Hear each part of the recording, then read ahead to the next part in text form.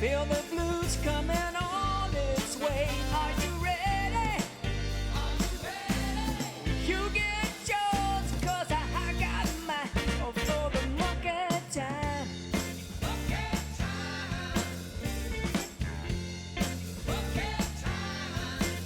There's a dance that the people do.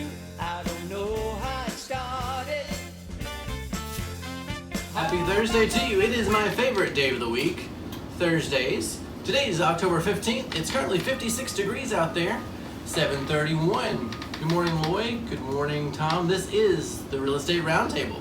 We certainly hope so. Are we in the right place? Oh, yeah. It's a beautiful Thursday morning. It but is that. Most Thursday mornings are beautiful these Oh, days. it's every day is beautiful. You know, you talk about, Ronnie said it's his favorite day of the week. Every day of the week is my favorite day. Yes, sir.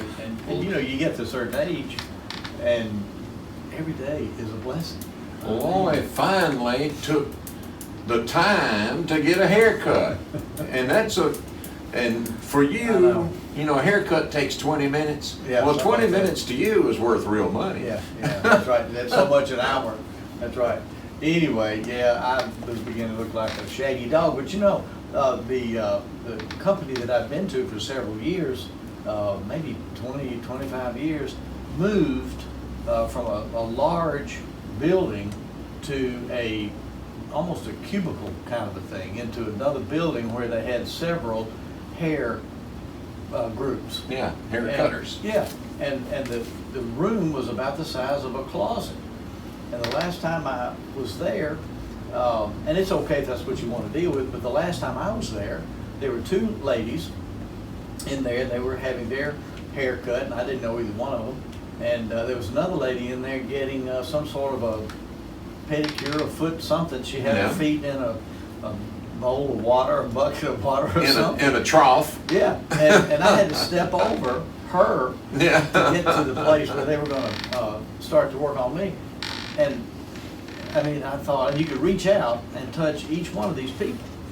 And I thought, you know, that's, even regardless of the COVID Yeah. thing, I Yeah. just didn't like being in the room with three other ladies that I did not know that were being, you know, hair washed and feet, whatever. And I just thought, you know, there's got to be another place. And I hated it because, you know, when you go to somebody for 20 some odd years, you hate to not keep going. Yeah. But I just felt uncomfortable in there. And so, anyway, so I finally found someone else, and so here we are. Well, So, I don't know about you, but I got less hair to cut.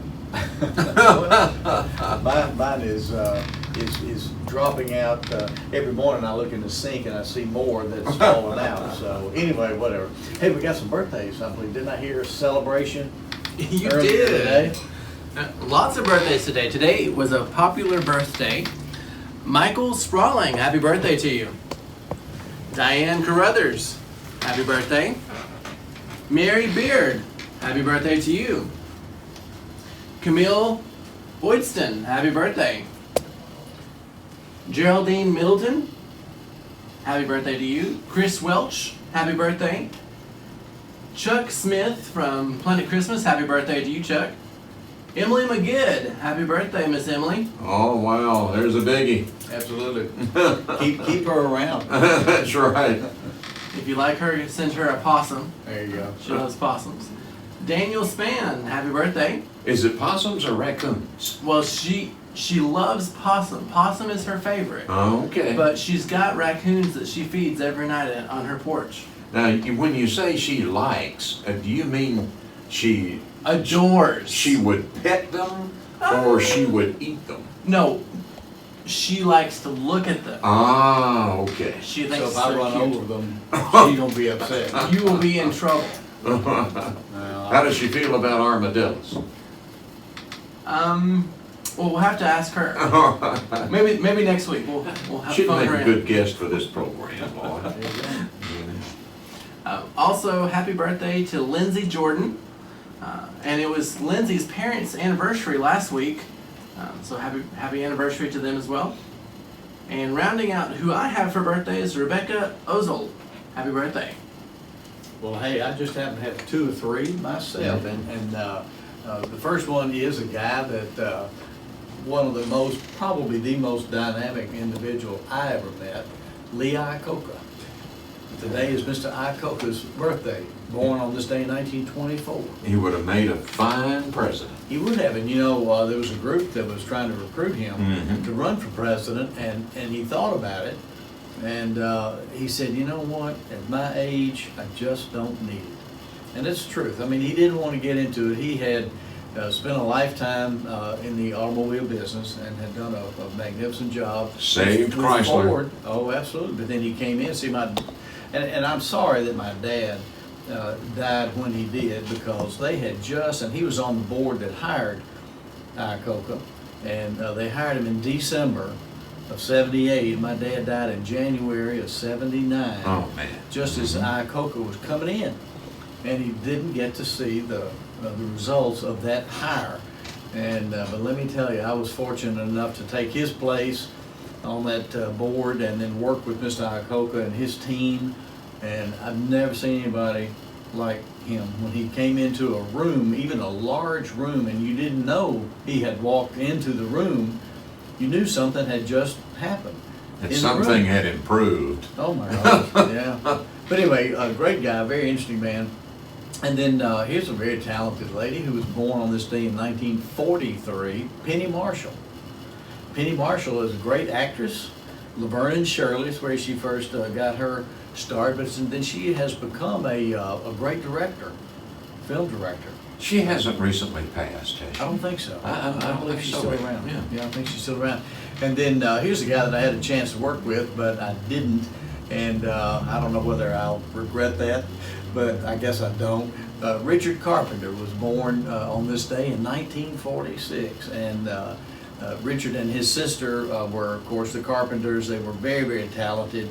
And she had one of the most unique voices of any singer I've ever heard. She left way too soon. Oh my goodness.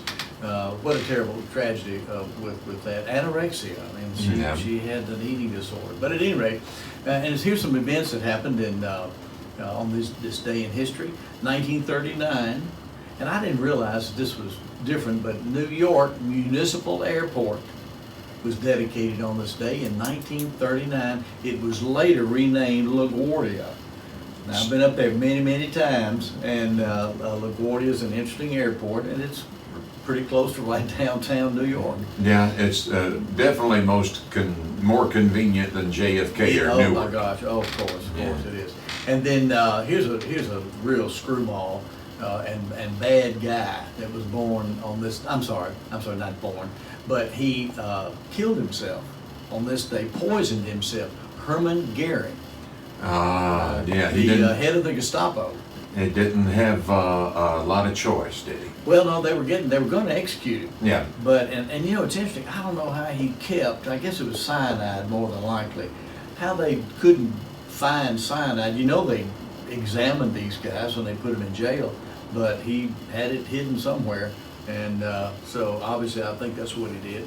But anyway, maybe he was doing what they wanted him to do. Well, I mean, he didn't want, I'm sure, them to execute. And I don't know whether they would have.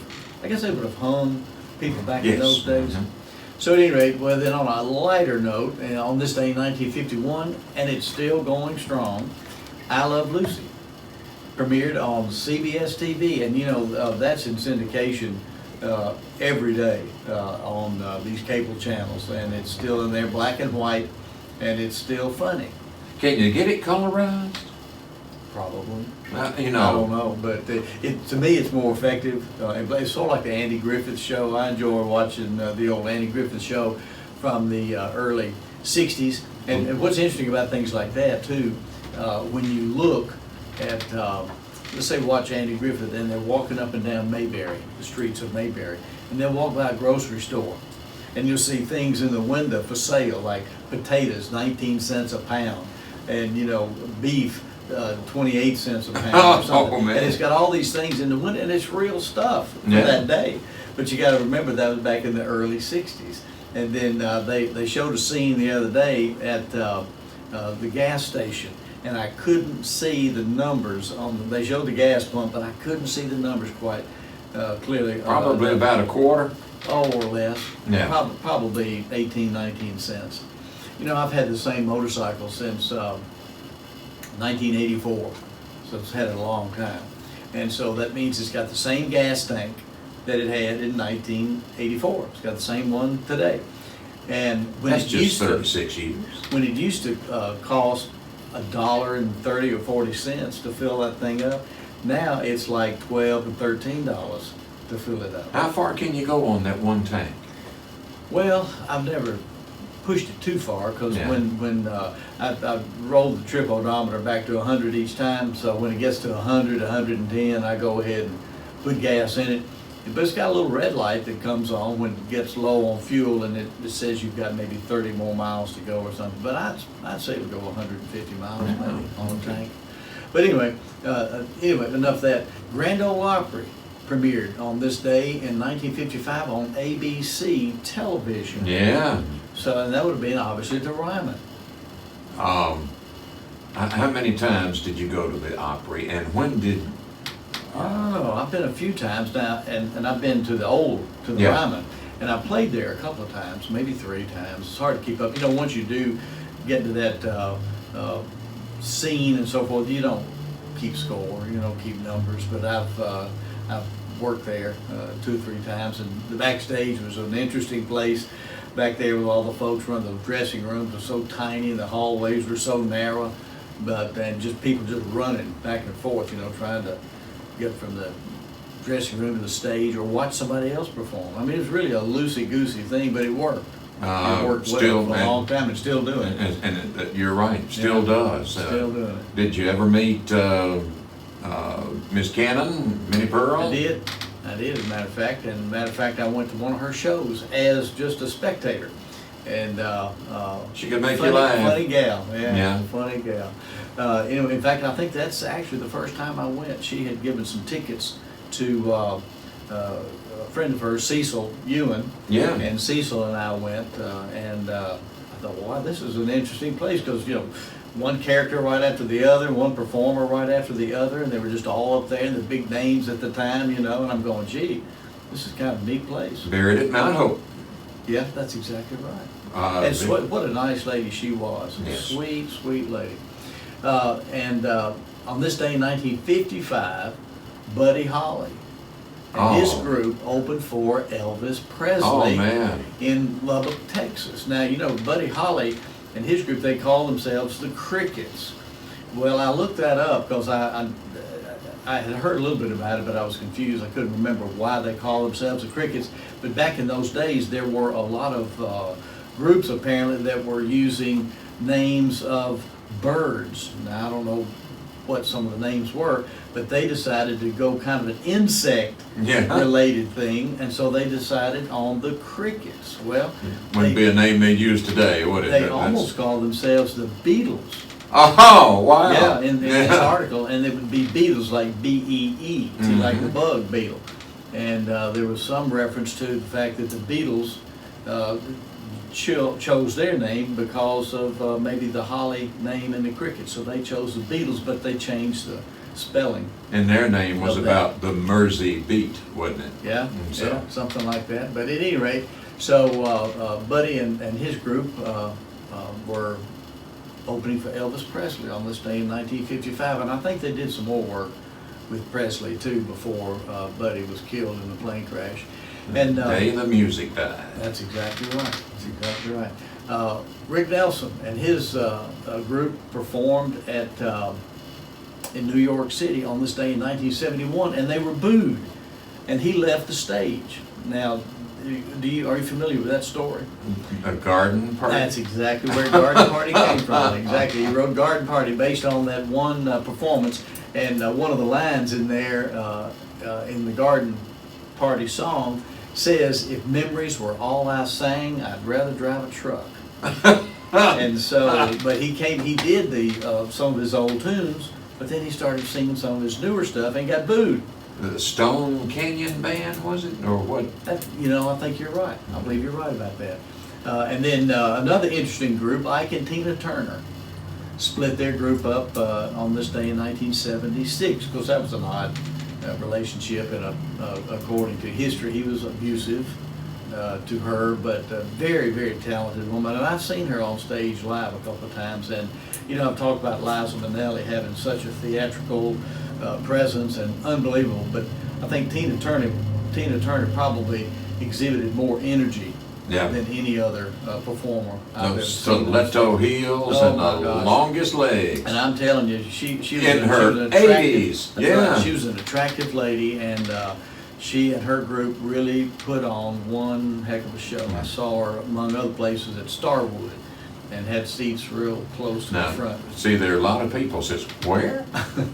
Starwood, look it up. Well, people my age know where Starwood. Murfreesboro Road, Yeah, and it's Pretty. gone. It's gone now. pre-Hickory Hollow. Yeah, it's gone now. Anyway, today's a difficult day for some people, like me. You know what today is? What is today? It's IRS Day. It that- is the 15th.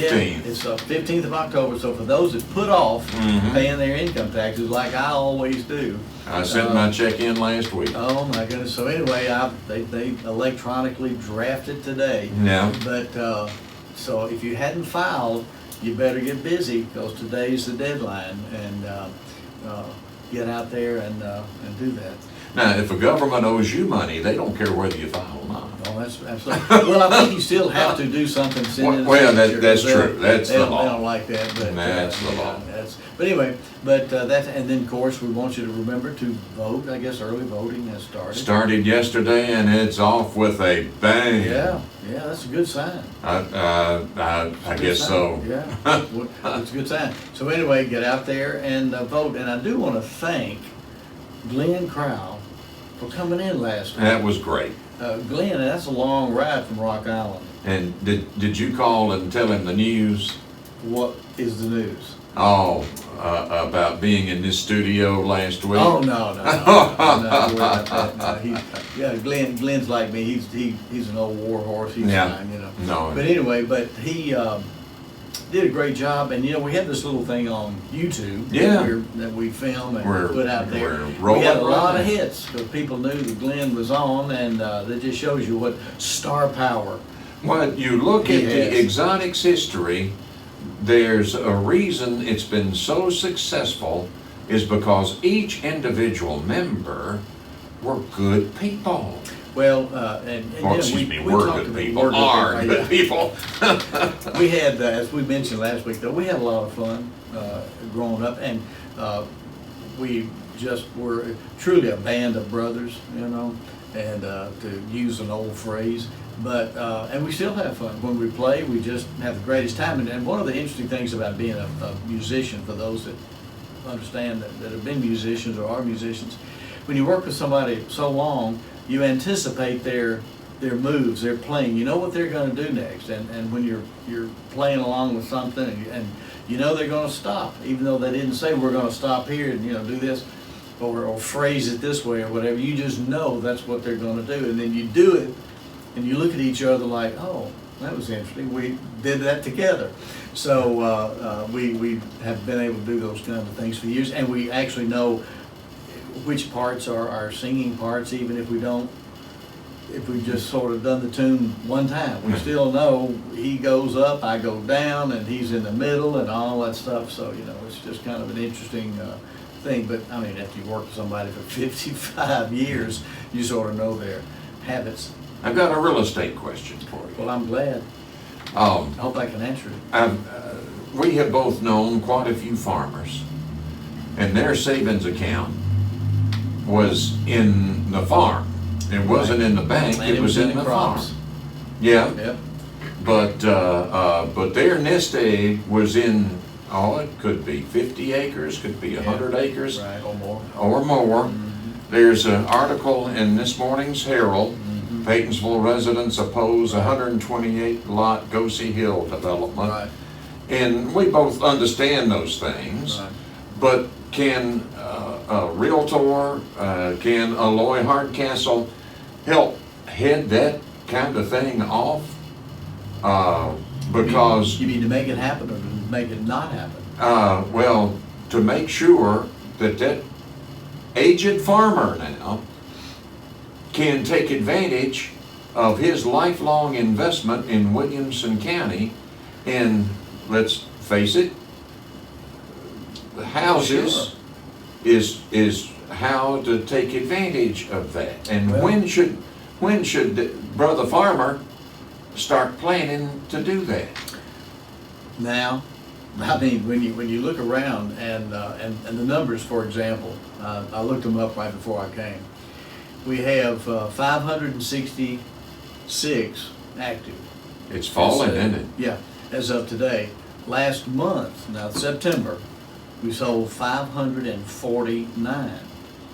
Okay, so it's you know, you have a 30-day supply, and even that's going to dwindle because you cannot, new construction cannot keep up with the demand.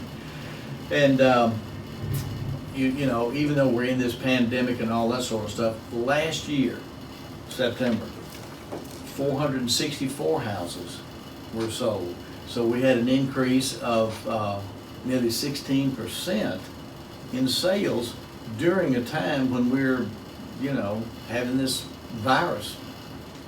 So that gives you an idea of the strength of the county and the movement and so forth. And then talking about farm land or any kind of land or any sales, the prices went up 19.5% over last September. And I mean closed. This is not asking. This is closed. So that's nearly 20%. And that's scary. You know, we've talked about that, but that's reality right there. So for somebody that does have a farm that wants to talk about selling, I mean, I can't imagine maximizing your land value more so than right now. I don't know how long that can keep up. You know, I heard on the news this morning some people talking about a new school, I think going to be built on Wilkes Lane. Spring Hill. Spring Hill. Yeah. And I mean, you know where Wilkes Lane is, and so now you say, how are they gonna get in and out of there? Well, I guess they gotta come in and out of there on Franklin Road. It's one way in. That's right. And so you go, that's a good question. You know So- who lived in the big house back there? Yeah, I do. I remember. Emmy Right, well. Lou. Oh, that one. Okay, Yeah, I'm talking Emmy about Lou. it before that. Okay. Well, anyway, but so are we ever gonna stop? I don't know. I mean, if we keep growing. I saw also where Amazon is hiring in Laverne, which is right next door, and there will be a lot of Williamson Countyans, I suppose. They're hiring 1,100 more people to work in their new warehouse over there in Laverne. Forget that monster they're building up in Wilson County that's got over 3 million square feet in the building. 3 million, that's 3 Cool Springs Gallerias. Yeah, think about that. And that building is under construction. I go by it almost every week going to Old Hickory Lake. Monster of a building. And but here they are going to hire 1,100 in Laverne. So my point is, we are growing like crazy. We all realize the traffic situation and so forth. And so you understand the concern of residents, for example, that live out there or anywhere where you're going to start to see that happen. Can you stop it? I don't know. I used to think about, should I help try to stop it as years ago?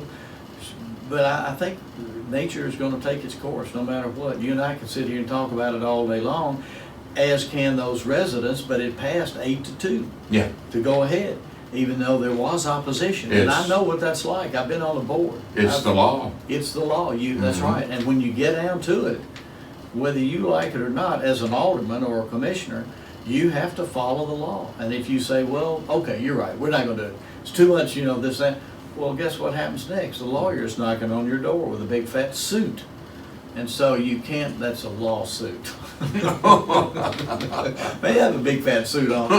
But anyway, so you've got to, you know, you've got to do the law now. And I'll give you another example of that. I have a piece of property in Fairview that the family's had for a long time, and of course they paid very little for it years ago, and it's been on the market for a little over $4 million, and it's been under contract for several months, and that's one way right there. That's a good example of maximizing your property. We're having some issues with sewer and water. and things like that out there, which has probably hurt Fairview as far as its growth more than any one thing. It has been the availability or lack of availability of sewer and water, because it mostly comes through Dixon and the Dixon Water Authority. And I don't know whether Dixon is slow walking that stuff to make Dixon grow instead of a place like Fairview, which is in Williamson County. And that's a good possibility, but that's a backdoor thing that we probably really won't know the answer to. But they are limited, they meaning Fairview, they are limited to their growth because of that lack of sewer. And that's been a long time, that's not any recent thing, but since they're really trying to grow, if you have to depend on sewer, you're in trouble over there. Look at what happened in Nolensville when Nolensville went on Metro sewer. Mm-hmm. That's a good example. Yeah. Explosive. Yeah, and I've talked about to people over there about Metro coming out, or even Harpeth Valley trying to come, but they say that maybe it's a little too expensive to take it that far, and I understand it. But again, your example of Nolensville shows you what can happen once that, so it would certainly, if Metro ever decided to lay that line out there, they'd get their money back, but they probably have enough problems as it is and what's 2 miles from Nolensville?